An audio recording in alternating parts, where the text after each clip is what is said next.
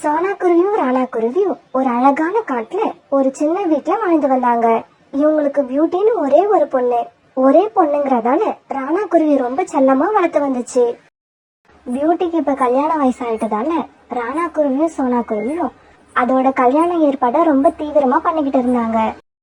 கல்யாணத்துக்கு வரவங்களுக்கு சாப்பாடு போட தானியங்களும் பழங்களும் நிறைய கொண்டு வந்து சேர்த்து வச்சிருந்தாங்க.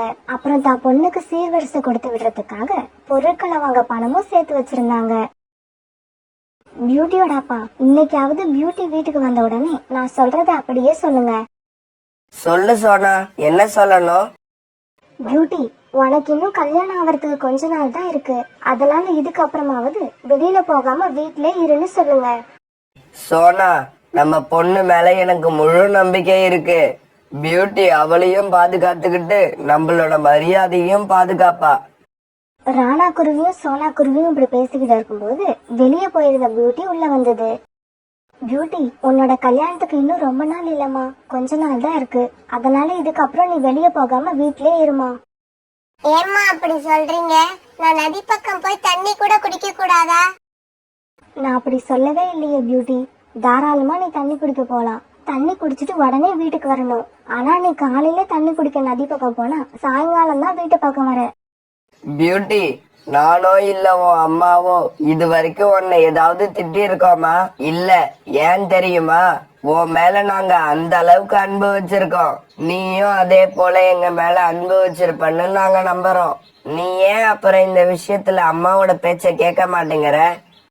சரிப்பா, இனிமே அப்படியே நடந்துக்கிறேன். எனக்கு இப்ப ரொம்ப தூக்கம் வருது. என்ன கொஞ்சம் தூங்க விடுறீங்களா ப்ளீஸ்? இப்படி சொன்ன பியூட்டி நேரா போய் தன்னோட படுக்கையில படுத்து தூங்க ஆரம்பிச்சது. பிறகு ராணா குருவியும் சோனா குருவியும் கூட தூங்க ஆரம்பிச்சாங்க. மறுநாள் பொழுது விடிஞ்சிச்சு. மறுநாள் காலையிலேயே புறா சோனா குருவி வீட்டுக்கு வந்தது. சோனா, பியூட்டிக்கு கல்யாணம் என்னைக்கு வச்சிருக்கீங்க? புறானா, என்ன இப்படி கேக்குறீங்க? உங்களுக்கு இது கூட தெரியாதா? நாளைக்கு தான் பியூட்டிக்கு கல்யாணம். பியூட்டியோட அப்பா கூட இப்பதான் அவளுக்கு வளையல் வாங்கறதுக்காக போயிருக்காங்க. இருந்தாலும் சோனா, நீங்க தங்க வளையல் போடுறேன்னு ஒத்துக்கிட்டு இருக்க கூடாது. ஏன் இப்படி அவசரப்பட்டு ஒத்துக்கிட்டீங்க? நானும் எவ்வளவோ சொல்லி பாத்துட்டான்னா பியூட்டியோட அப்பா கேக்கல. இருக்கிறது ஒரே பொண்ணு, அவளுக்கு செய்யாம வேற யாருக்கு செய்ய போறோம்னு சொல்லி என் வாய அடிச்சிட்டாங்க. அப்புறம் மாப்பிள்ளை வீட்டுல இருந்து வர்றவங்களுக்கு எல்லாம் விருந்துக்கு ஏற்பாடு பண்ணியாச்சா? பியூட்டியோட அப்பா அதையெல்லாம் முன்னாடியே ரெடி பண்ணி வச்சுட்டாங்க. தானியங்கள், பழ வகைகள் இப்படி எல்லாமே தயாரா இருக்கு. இந்த சமயத்துல பியூட்டியும் நதியில தண்ணீர் குடிச்சிட்டு திரும்பி வந்தது. பியூட்டி, நாங்கெல்லாம் தண்ணி குடிக்க நதி பக்கம் ஒரு நாளைக்கு ஒரு தடவை இல்லைன்னா 2 தடவை தான் போவோம். ஆனா நீ என்னவோ ஒரு நாளைக்கு 10 தடவை நதி பக்கம் போய் தண்ணீர் குடிச்சிட்டு வர. உனக்கு மட்டும் ஏன் இப்படி தண்ணீர் தாகம் எடுக்குது? அம்மா, என்னால ஒரே தடவையில நிறைய தண்ணி குடிக்க முடியல. கொஞ்சம் கொஞ்சமா தான் குடிப்பேன். அதனாலதான் எனக்கு அடிக்கடி தண்ணி தாகம் எடுக்குதுன்னு நினைக்கிறேன். சோனா, இப்ப நான் நதி பக்கம் தண்ணீர் குடிக்க தான் போறேன். நீயும் வந்தீனா நாம சேர்ந்து போய் தண்ணீர் குடிச்சிட்டு வரலாம். பியூட்டி, நீ வீட்லயே இரு. நான் புறா அங்கிள் கூட நதி பக்கம் போய் தண்ணீர் குடிச்சிட்டு வந்துடுறேன். அப்புறம் இன்னொரு செய்தி, அம்மா நதி பக்கம் போனதுக்கு அப்புறம் நீ வீட்டை விட்டு எங்கேயும் வெளியில போகாம வீட்லயே இருக்கணும். இப்படி சொல்லிட்டு சோனா குருவி புறா கூட சேர்ந்து நதி பக்கம் தண்ணீர் குடிக்க போச்சு. அம்மா, உங்ககிட்ட நான் இந்த விஷயத்தை எப்படிமா சொல்லுவேன்? என்னோட இதயம் இப்ப என்கிட்ட இல்ல. அத நான் ஏற்கனவே இன்னொருத்தர்ட்ட கொடுத்துட்டேன். இது தெரியாத நீங்க என்னோட கல்யாணத்துக்கு ஏற்பாடு பண்றீங்க. ஆனா நாங்களோ ஒருத்தர் இல்லாம ஒருத்தர் வாழவே முடியாதுங்கிற நிலைமையில இருக்கோம். அப்போ ஒரு ஆண் குருவி பியூட்டி வீட்டுக்கு கொஞ்சம் முன்னால உள்ள ஒரு மரத்துல வந்து உட்கார்ந்தது. அந்த ஆண் குருவிய பார்த்த பியூட்டி உடனே பறந்து அதுகிட்ட போச்சு. அம்மா புறா அங்கிள் கூட நதி பக்கம் போயிருக்காங்க. உங்களை யார் இங்க வீட்டு பக்கம் வர சொன்னது? சரி, உங்க அம்மா நம்ம கல்யாணத்துக்கு ஒத்துக்கிட்டாங்களா? இல்ல பியூட்டி, எங்க அம்மா ஒத்துக்கல. எங்க அம்மா அவங்களோட அண்ணன் பொண்ணுக்கு என்ன கல்யாணம் பண்ணி வைக்க விரும்புறாங்க. அதுக்கு நான் ஒத்துக்காம வீட்டை விட்டு வெளியில வந்துட்டேன். அப்பா, நீங்க எதை பத்தியும் கவலைப்படாம இருங்க. இன்னைக்கு நான் எங்க அம்மா கிட்ட நம்ம கல்யாணத்தை பத்தி பேசுறேன். பியூட்டி, அப்படி மட்டும் செஞ்சிடாத. விடிஞ்சா உனக்கு கல்யாணம். கல்யாணத்துக்கான எல்லா ஏற்பாட்டையும் உங்க அப்பா அம்மா பண்ணிட்டாங்க. இப்ப நீ எப்படிதான் பேசினாலும் உங்க அப்பா அம்மா நம்ம கல்யாணத்துக்கு ஒத்துக்கவே மாட்டாங்க. உன்னை வீட்டுக்குள்ளேயே அடைச்சு வச்சு நாளைக்கு வர்ற மாப்பிள்ளைக்கு கல்யாணம் பண்ணி கொடுத்துருவாங்க. அப்பாஸ், அப்புறம் என்ன இப்ப என்னதான் பண்ண சொல்றீங்க? பியூட்டி, இன்னைக்கு ராத்திரி சரியா 12 மணிக்கு நான் உங்க வீட்டுக்கு வரேன். நீயும் வீட்டை விட்டு வெளியில வந்துரு. நாம 2 பேரும் ஓடி போய் எங்கேயாவது ரெஜிஸ்டர் மேரேஜ் பண்ணிப்போம். என்ன அப்பாஸ் கடைசியா இப்படி சொல்றீங்க? இப்ப நமக்கு வேற வழியே இல்ல பியூட்டி. காலம் கடந்து போச்சு. இப்ப நாம ஓடி போய் கல்யாணம் பண்ணிக்கிறத தவிர வேற வழியே இல்ல. அப்படி நாம கல்யாணம் பண்ணிக்கிட்டோம்னா அதுக்கப்புறம் எங்க வீட்லயும் சரி உங்க வீட்லயும் சரி வேற வழி இல்லாம ஒத்துக்கிட்டு நம்ம கல்யாணத்தை ஏத்துப்பாங்க. இருந்தாலும் அப்பாஸ், இதெல்லாம் நாம நினைச்சபடியே நடக்குமா? ஏன் நடக்காது பியூட்டி? கண்டிப்பா நடக்கும். எல்லாத்தையும் நான் பாத்துக்கிறேன். கல்யாணத்தை பண்ணிக்கிட்டு கொஞ்ச நாள் பக்கத்து காட்டுல இருக்க குகைக்குள்ள இருப்போம். அப்புறம் கொஞ்சம் கொஞ்சமா நம்ம வீட்டுல உள்ளவங்களோட மனசும் மாறும். அதுக்கப்புறம் நம்ம வாழ்க்கையில வசந்த காலம்தான். அப்புறம் ஒரு முக்கியமான விஷயம், உங்க அப்பா வளையல் வாங்க போயிருக்கதா சொன்னியே, வளையல் வாங்கிக்கிட்டு வந்துட்டாரா? வளையல் வாங்கறதுக்காக எங்க அப்பா காலையிலேயே போனாங்க. அநேகமா இந்நேரம் வந்துகிட்டு இருப்பாங்கன்னு நினைக்கிறேன். பியூட்டி, அந்த வளையலையும் மறக்காம எடுத்துக்கிட்டு வந்துரு. ஏன்னா யாரோட உதவியும் இல்லாம வாழ போற நமக்கு அந்த வளையல் தான் உதவியா இருக்கும்னு நினைக்கிறேன். இருந்தாலும் எனக்கு ரொம்ப பயமா இருக்கு அப்பாஸ். பியூட்டி, இது பயப்படுறதுக்கான நேரம் இல்ல, தைரியமா முடிவு எடுக்கிறதுக்கான நேரம். சரியா 12 மணிக்கு நான் வருவேன். நீ தயாரா இரு. இப்படி சொன்ன அந்த குருவி அங்கிருந்து பறந்து போயிடுச்சு. பியூட்டி, இந்த வளையல்களை பாத்தியா? உங்க அப்பா உனக்காக எவ்வளவு அழகான வளையல்களை வாங்கிட்டு வந்திருக்காங்க பாரு. பியூட்டி, நான் உன்கிட்ட தான் பேசிக்கிட்டு இருக்கேன். நீ என்ன ஞாபகத்துல இருக்க? இல்லம்மா, அது ஒண்ணும் இல்ல. உங்களையும் அப்பாவையும் விட்டு பிரிஞ்சு போகணும்னு நினைச்சேன். வேற ஒண்ணும் இல்ல. பியூட்டி, ஒன்னா பிறந்த எல்லாருக்குமே புகுந்த வீடு தான் நிரந்தரமான வீடு. அம்மா அப்பா வீட்டை விட்டு என்னைக்காவது ஒரு நாள் நம்ம போய் தான் ஆகணும். சோனா, இந்த தானியங்கள் நாளைக்கு விருந்துக்கு வரவங்களுக்கு போதும்னு நினைக்கிறேன். உன் மனசுக்கு எப்படிப்படுது? பியூட்டியோட அப்பா, நீங்க வேணா பாருங்க, விருந்து முடிஞ்சதுக்கு அப்புறமும் நம்ம வீட்டுல தானியங்களும் பழங்களும் மீதி இருக்கும். ஏன்னா நீங்க அந்த அளவுக்கு அதிகமா சேர்த்து வச்சிருக்கீங்க. பியூட்டி, நீ போற வீட்டுல உள்ள எல்லாருமே ரொம்பவும் நல்லவங்க. உன்னை கண்டிப்பா சந்தோஷமா வச்சுப்பாங்க. அதே மாதிரி நீயும் அவங்கள சந்தோஷமா வச்சுக்கணும். இதுக்கப்புறம் அந்த வீடுதான் உன்னோட வீடு.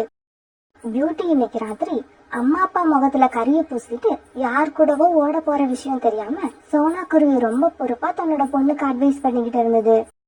இப்படி பேசிக்கிட்டே இருந்த ராணா குருவி, சோனா குருவி, பியூட்டி இவங்க 3 பேரும் அப்படியே படுத்து தூங்குனாங்க.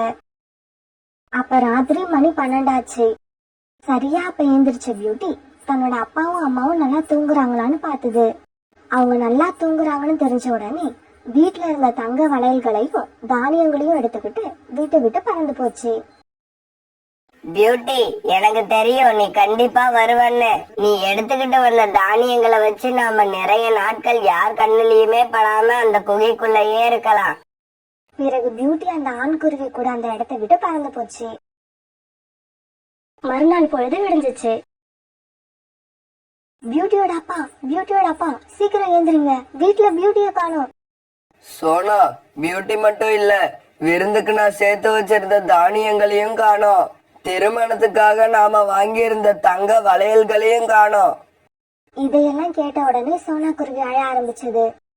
நான் கூட பியூட்டி நதி பக்கம் தண்ணீர் குடிக்க போயிருப்பான்னு நினைச்சேன். ஆனா அவ நதி பக்கம் தண்ணீர் குடிக்க போயிருந்தா எதுக்காக தங்க வளையல்களையும் தானியங்களையும் எடுத்துட்டு போகணும்? பியூட்டியோட அப்பா நம்ம பியூட்டியா இப்படி செஞ்சாலும் என்னால நம்பவே முடியல. சோனா, இன்னும் கொஞ்ச நேரத்துல பியூட்டிய கல்யாணம் பண்றதுக்காக மாப்பிள்ளை வீட்டுல இருந்து எல்லாரும் வந்துருவாங்க.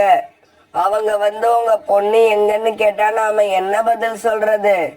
பிறந்ததுல இருந்து அவ மேல உயிரையே வச்சு வளர்த்ததுக்கு இன்னைக்கு நமக்கு தக்க சன்மானம் கொடுத்துட்டு பறந்து போயிட்டா. தங்களுடைய மக ஓடி போன துக்கத்துல ராணா குருவி சோனா குருவி அப்படி பேசிக்கிட்டே அழுதுகிட்டு இருந்தாங்க.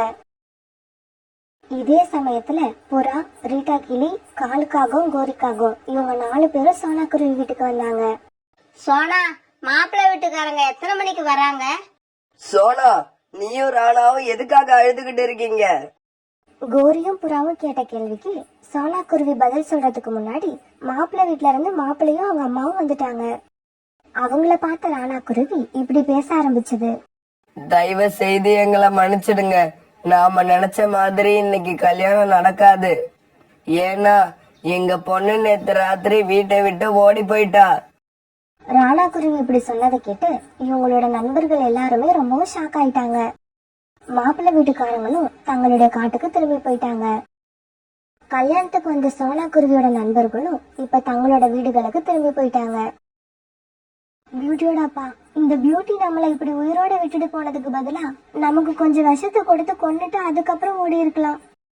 ஆமா சோனா, பியூட்டி அப்படி செஞ்சிருந்தா நாம இந்த அவமானத்துல இருந்து தப்பிச்சிருக்கலாம். அப்பா, என்னை எப்ப உங்க வீட்டுக்கு அழைச்சிக்கிட்டு போவீங்க? இன்னும் 10 நாள் தான் பியூட்டி. அதுக்கப்புறம் என்னோட அம்மா நம்ம கல்யாணத்தை ஏத்துப்பாங்க. உடனே நாம என்னோட வீட்டுக்கு போயிடலாம். இப்படியே சில நாட்கள் நகர்ந்துச்சு. ஒரு நாள் காலையில பியூட்டி வழக்கம் போல காலையில கண் முழிச்சது. ஆனா அன்னைக்கு பியூட்டி கண் முழிச்சப்ப அப்பாஸ் அந்த இடத்துல இல்ல. பியூட்டி உடனே குகைக்கு வெளியில வந்து அப்பாஸ தேடி பார்த்தது. அப்பாஸ், அப்பாஸ், எங்க போயிட்டீங்க? சீக்கிரம் வாங்க, எனக்கு பயமா இருக்கு. பிறகு மறுபடியும் குகைக்குள்ள போன பியூட்டிக்கு அப்பதான் தெரிஞ்சது தான் கொண்டு வந்திருந்த தங்க வளையல்கள் அப்ப அங்க இல்லங்கிறது. தங்க வளையல்கள் இருந்த இடத்துல இப்போ ஒரு லெட்டர் தான் இருந்தது. உடனே பியூட்டி அவசரமா அந்த லெட்டரை படிக்க ஆரம்பிச்சது. பியூட்டி, சின்ன வயசுல இருந்து உன் மேல உயிரையே வச்சு வளர்த்த. அம்மா அப்பாவை ஏமாத்திட்டு நீ என் கூட வந்துட்ட. நீ இதே மாதிரி இதுக்கப்புறம் என்ன கூட ஏமாத்திட்டு போகலாம். அப்புறம் இன்னொரு விஷயம், நான் உன் மேல உண்மையான அன்பு வச்சிருந்தேன். என்னால உன்னை எப்பவுமே மறக்க முடியாது. அதனால உன்னோட ஞாபகமா உங்க அப்பா வாங்கி கொடுத்த வளையல்களை எடுத்துக்கிட்டு போறேன். உன்னோட அப்பா அம்மா உன் மேல ரொம்ப அன்பு வச்சிருக்காங்க. அதனால நீ வீட்டுக்கு போனீன்னா உன்னை மன்னிச்சு மறுபடியும் வீட்டுல சேர்த்துப்பாங்க. பியூட்டி அந்த லெட்டரை படிச்சுட்டு ரொம்ப நேரம் அழுதுகிட்டே உட்கார்ந்து இருந்தது. தற்கொலை செஞ்சுக்கலான்னு கூட ஒரு நிமிஷம் நினைச்சது. ஏன்னா அந்த ஆண் குருவி பியூட்டி மனசுல நிறைய ஆசைகளை வளர்த்து கடைசியா ஏமாற்றத்தை கொடுத்துட்டு போயிடுச்சு. பிறகு பியூட்டி அந்த குகையில சாயங்காலம் வரைக்கும் அழுதுகிட்டே உட்கார்ந்து இருந்தது. அவங்க அம்மாவும் அப்பாவும் அறிவுரை சொன்னதெல்லாம் இப்ப அதோட காதுல ஒழிச்சுக்கிட்டே இருந்தது. எது நடந்தாலும் நடக்கட்டும், அம்மா அப்பா கால்ல போய் விழுந்துடுவோம். இப்படி முடிவு பண்ண பியூட்டி பிறகு தன்னுடைய வீட்டை நோக்கி பறக்க ஆரம்பிச்சது. இப்படி அது பறந்து தன்னுடைய வீட்டு வாசலுக்கு வந்தப்ப அங்க காலுக்காகவும் கோரிக்காகவும் புறா, ரீட்டா கிளி இப்படி எல்லாருமே நின்னுகிட்டு இருந்தாங்க. அவங்கள பார்த்த உடனே பியூட்டி இந்த மாதிரி பேச ஆரம்பிச்சது. தயவு செய்து யாரும் என்கிட்ட எந்த கேள்வியும் கேட்காதீங்க.